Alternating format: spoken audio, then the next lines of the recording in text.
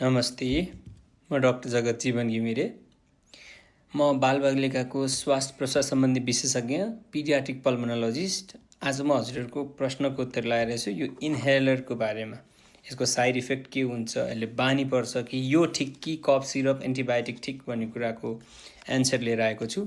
यो औषधि हजुरको बाबु नानीको आस्थमा भनेर डायग्नोसिस गरिसकेपछि, आस्थमै नभएको मान्छेमा त लाउने कुरा भएन, आस्थमा भनेर डायग्नोसिस भइसकेपछि सबैभन्दा सेफ औषधि हो यो औषधि डाइरेक्ट लङ्समा जाने भएर यसको रगतमा नजाने भएको हुनाले यसको साइड इफेक्ट हुँदैन र पुरानो जुन धारणा छ यसले यो बिगार्छ त्यो बिगार्छ भन्ने पनि होइन। यो लास्टै परेपछि प्रयोग गर्ने औषधि पनि होइन, यो सुरुमा प्रयोग गर्ने औषधि हो, किनभने यसको रगतमा नजाने भएर साइड इफेक्ट छैनन्। अब कहिलेकाहीँ यो जुन रातो खैरो कलरको औषधिहरूले कहिले मुखमा घाउ हुने भएर कुल्ला चाहिँ गर्नुपर्ने हुन्छ। अर्को कुरा, यो औषधिले बानी पर्छ कि भन्ने हुन्छ, बानी पनि पर्दैन।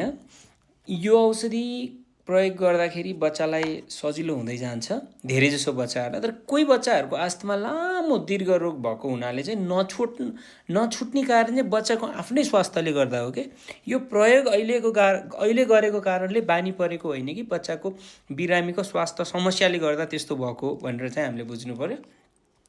त्यसपछि योभन्दा त म महिनै पछि एन्टिबायोटिक खन्छु, कफ सिरप राम्रो भन्ने आमा बुवाहरूलाई मेरो सल्लाह के त भन्दा त्यो कफ सिरप मुखमा खाए चाहिँ कहाँ जान्छ, रगतमा जान्छ, रगतबाट किडनीमा पनि जान्छ, फोक्सोमा पनि जान्छ। हामीलाई त औषधि फोक्सोमा मात्रै चाहिएको हो, किडनीमा हार्टमा साइड इफेक्ट गर्न सक्छ। त्यस कारणले कफ सिरपको प्रयोग चाहिँ राम्रो कुरा हुँदै होइन है। कफ सिरपको प्रयोग हाम्रो लिट्रेचरमा के भन्छ, यो बच्चालाई भन्दा नि आमा बुवा आत्तिको कारणले दिने हो भनेर।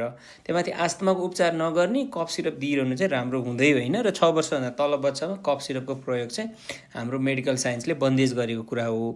अब महिनै पछि एन्टिबायोटिक खाँदाखेरि खुसी हुने हामी सबैलाई म के भन्छु भन्दा, एन्टिबायोटिक प्रयोग गरेर आस्थमाको खोकी उपचार गर्नु भनेको यो नाकको टुप्पोमा बसेको झिँगालाई गोली हाने जस्तो, किन भन्दा त्यो झिँगा त उडेर गइहाल्छ, खालि साइड इफेक्ट मात्र हुन्छ। त्यस्तै बिरामी त फर्किहाल्छ फेरि, तर औषधिको जुन एन्टिबायोटिक रेजिस्टेन्स, बच्चालाई साइड इफेक्ट, बार एन्टिबायोटिक प्रयोगले हुने नकारात्मक असरहरूको बारेमा हामी सबैले जानकार हुनुपर्छ र त्यसले चाहिँ बालबालिकाहरूलाई फाइदाभन्दा बेफाइदा नै गर्छ।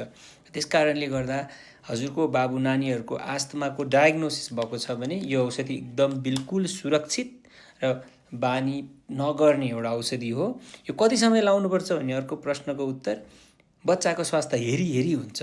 हामीले धेरैजसो बालबालिकाहरूलाई 3 महिनामा बोलाएर औषधि तलमाथि गर्दै गर्दै बिस्तारै बन्द गर्छौँ र हेर्छौँ है। यति नै समय औषधि प्रयोग गर्नुपर्छ भनेर भन्न चाहिँ एकदम गाह्रो छ। बच्चै पछि फरक हुने भएर फलोअपमा चाहिँ बिस्तारै थाहा हुँदै जान्छ। आशा छ हजुरहरूलाई यो भिडियो इन्फर्मेटिभ लाग्यो होला, सेयर गर्नु होला र धेरैजनाभन्दा धेरैमा यो भिडियो पुर्याउनु होला, किनभने अझै पनि आस्थमाको उपचारमा धेरै समस्या छ। हस् त, नमस्ते।